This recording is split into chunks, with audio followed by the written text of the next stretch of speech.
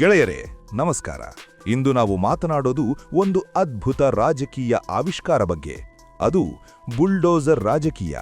ಹೌದು, ಒಂದು ಕಾಲದಲ್ಲಿ ಉತ್ತರ ಪ್ರದೇಶದಲ್ಲಿ ಯೋಗಿ ಆದಿತ್ಯನಾಥ್ ಆಡಳಿತದಲ್ಲಿ ಬುಲ್ಡೋಜರ್ ಒಂದು ಯಂತ್ರ ಅಲ್ಲ, ಅದು ಒಂದು ಸಂದೇಶ ಆಗಿತ್ತು. ಕಾನೂನು, ನ್ಯಾಯಾಲಯ, ನೋಟಿಸ್ ಅವಕ್ಕೆಲ್ಲ ಸಮಯ ಇಲ್ಲ.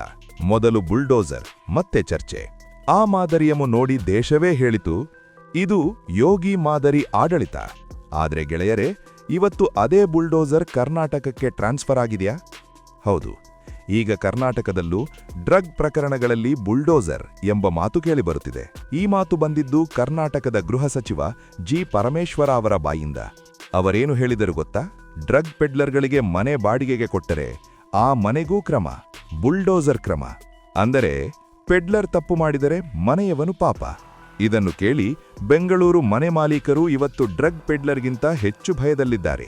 ಅಯ್ಯೋ, ಬಾಡಿಗೆಗೆ ಕೊಟ್ಟವನು ಯಾರು? ಆಧಾರ್ ಇದೆಯಾ, ಪಾನ್ ಕಾರ್ಡ್ ಇದೆಯಾ, ಅಥವಾ ಬುಲ್ಡೋಜರ್ ಬರೋದಾ? ಇಲ್ಲಿ ನಿಜವಾದ ಟ್ವಿಸ್ಟ್ ಏನು ಗೊತ್ತಾ? ಇದು ಹೇಳ್ತಿರೋದು ಕಾಂಗ್ರೆಸ್ ಸರ್ಕಾರ.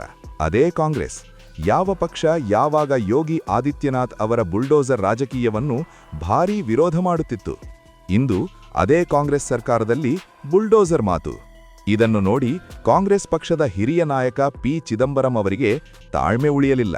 ಅವರು ನೇರವಾಗಿ ಹೇಳಿದರು, ಇದು ಉತ್ತರ ಪ್ರದೇಶ ಮಾದರಿ ಆಗಬಾರದು. ಕಾನೂನು ಪ್ರಕ್ರಿಯೆ ಇಲ್ಲದೆ ಮನೆಗಳನ್ನು ಕೆಡವೋದಕ್ಕೆ ಸುಪ್ರೀಂ ಕೋರ್ಟ್ ಕೂಡ ವಿರೋಧಿಸಿದೆ. ಅಂದರೆ ಒಂದೇ ಪಕ್ಷದಲ್ಲಿ ಒಬ್ಬರು ಬುಲ್ಡೋಜರ್ ಹಿಡಿದಿದ್ದಾರೆ, ಮತ್ತೊಬ್ಬರು ಬ್ರೇಕ್ ಹಾಕ್ತಿದ್ದಾರೆ. ಇದೀಗ ಪ್ರಶ್ನೆ ಏನು? ಕರ್ನಾಟಕ ಕಾಂಗ್ರೆಸ್ ಸರ್ಕಾರ ಯೋಗಿ ಮಾದರಿ ತೆಗೆದುಕೊಳ್ಳುತ್ತಿದೆಯಾ, ಅಥವಾ ಯೋಗಿ ಮಾದರಿಯನ್ನು ಕಾಂಗ್ರೆಸ್ ಸ್ಟೈಲ್ ಮಾಡುತ್ತಿದೆಯಾ? ಸರ್ಕಾರ ಹೇಳುತ್ತಿದೆ, ಡ್ರಗ್ ಪ್ರಕರಣಗಳು ಹೆಚ್ಚಾಗಿವೆ. ಹೌದು, ಸಂಖ್ಯೆಗಳು ಹೆಚ್ಚಾಗಿವೆ, ಬಂಧನಗಳು ಹೆಚ್ಚಾಗಿವೆ, ವಿದೇಶಿ ಪೌರರೂ ಕೂಡ ಸೇರಿದ್ದಾರೆ. ಆದರೆ ಗೆಳೆಯರೇ, ಪ್ರಶ್ನೆ ಒಂದು ಇದೆ. ಡ್ರಗ್ ಮಾಫಿಯಾ ಮನೆಗಳಲ್ಲಿ ಹುಟ್ಟುತ್ತಾ, ಅಥವಾ ಸಿಸ್ಟಮ್ನೊಳಗೆ ಬೆಳೆಯುತ್ತಾ? ಒಬ್ಬ ಪೆಡ್ಲರ್ ಸಿಕ್ಕರೆ ಮನೆಗೆ ಬುಲ್ಡೋಜರ್, ಆದರೆ ಅವನ ಹಿಂದೆ ಇರುವ ನೆಟ್ವರ್ಕ್, ಹಣ, ಪೊಲಿಟಿಕಲ್ ರಕ್ಷಣೆ, ಅದಕ್ಕೆ ಯಾವ ಯಂತ್ರ? ಅದಕ್ಕೆ ಬುಲ್ಡೋಜರ್ ಇದೆಯಾ, ಇಲ್ಲವಾ? ಕಲ್ಪನೆ ಮಾಡಿ, ಪೊಲೀಸರು ಮನೆಗೆ ಬರುತ್ತಾರೆ. ನಿಮ್ಮ ಮನೆ ಬಾಡಿಗೆದಾರ ಡ್ರಗ್ ಪೆಡ್ಲರ್. ಮನೆಯವನು, ಸರ್, ನಾನು ಬಾಡಿಗೆ ಮಾತ್ರ ತಗೊಂಡೆ. ಪೊಲೀಸರು, ಸರಿ, ಇದು ನಿಮ್ಮ ಬಾಡಿಗೆ ರಸೀದಿ, ಮತ್ತೆ ಇದು ಬುಲ್ಡೋಜರ್ ರಸೀದಿ.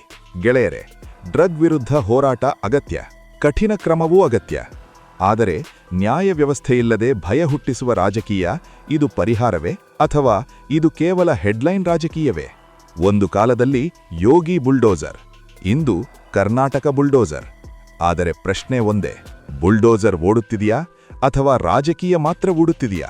ಇನ್ನೊಂದು ದೊಡ್ಡ ಪ್ರಶ್ನೆ ಸ್ನೇಹಿತರೆ, ಡ್ರಗ್ ಪೆಡ್ಲರ್ ಮನೆ ಬಾಡಿಗೆಗೆ ತೆಗೆದುಕೊಂಡಿದ್ದಾನೆ ಅಂದ್ರೆ ಅದರ ಹೊಣೆ ಯಾರು? ಮನೆ ಮಾಲೀಕರ? ಪೊಲೀಸ್ ಇಂಟೆಲಿಜೆನ್ಸ್ ವಿಫಲತೆಯ? ಸ್ಥಳೀಯ ಠಾಣೆಯ ನಿರ್ಲಕ್ಷ್ಯನ? ಒಂದು ಕ್ಷಣ ಯೋಚಿಸಿ. ಡ್ರಗ್ ಮಾರಾಟ ರಸ್ತೆಯಲ್ಲಾಗ್ತಾ ಇದೆ, ಕಾಲೇಜುಗಳ ಸುತ್ತ ಆಗ್ತಾ ಇದೆ, ಪಬ್ಗಳು, ಪಾರ್ಟಿಗಳು ನಡೀತಾ ಇವೆ. ಅಲ್ಲಿಗೆ ಬುಲ್ಡೋಜರ್ ಹೋಗಲ್ಲ. ಆದರೆ ಶಾಂತವಾಗಿ ಮನೆ ಬಾಡಿಗೆ ಕೊಟ್ಟವನ ಮನೆಗೆ ಮಾತ್ರನಾ? ಇದು ನ್ಯಾಯನಾ, ಅಥವಾ ಈಸಿ ಟಾರ್ಗೆಟ್ನಾ? ಈಗ ಇಮ್ಯಾಜಿನ್ ಮಾಡಿ, ಒಬ್ಬ ಮಿಡಲ್ ಕ್ಲಾಸ್ ಲ್ಯಾಂಡ್ಲಾರ್ಡ್ EMI ಕಟ್ತಾ ಇದ್ದಾನೆ, ಟ್ಯಾಕ್ಸ್ ಕೊಡ್ತಾ ಇದ್ದಾನೆ. ಅವನ ಟೆನೆಂಟ್ ತಪ್ಪು ಮಾಡಿದ್ರೆ ಅವನ ಬದುಕೇ ಬೆಮಾಲಿಶ. ಅಂದ್ರೆ ಕರ್ನಾಟಕದಲ್ಲಿ ಹೊಸ ನಿಯಮನ, criminal goes to court, innocent goes to bulldozer. Drug ವಿರುದ್ಧ ಹೋರಾಟ ಬೇಕು, ಅದರಲ್ಲಿ ಯಾರಿಗೂ ಅನುಮಾನ ಇಲ್ಲ. ಆದರೆ ಹೋರಾಟ ಸ್ಟ್ರಾಂಗ್ ಆಗಿರಬೇಕು, ಸಿಂಬಾಲಿಕ್ ಅಲ್ಲ. ಕಾನೂನು ಮೂಲಕ ಬಂದ ಶಕ್ತಿ ಬುಲ್ಡೋಜರ್ ಶಕ್ತಿಗಿಂತ ಎಂದಿಗೂ ದೊಡ್ಡದು. ನಿಮ್ಮ ಅಭಿಪ್ರಾಯವೇನು? ಬುಲ್ಡೋಜರ್ ಬೇಕಾ, ಅಥವಾ ಕಾನೂನು ಸಾಕಾ? ಕಾಮೆಂಟ್ ಮಾಡಿ. ವಿಡಿಯೋ ಇಷ್ಟವಾದರೆ ಲೈಕ್ ಮಾಡಿ, ಶೇರ್ ಮಾಡಿ. ಚಾನೆಲ್ ಸಬ್ಸ್ಕ್ರೈಬ್ ಮಾಡೋದನ್ನ ಮರ್ತ್ಬೇಡಿ. ಧನ್ಯವಾದಗಳು.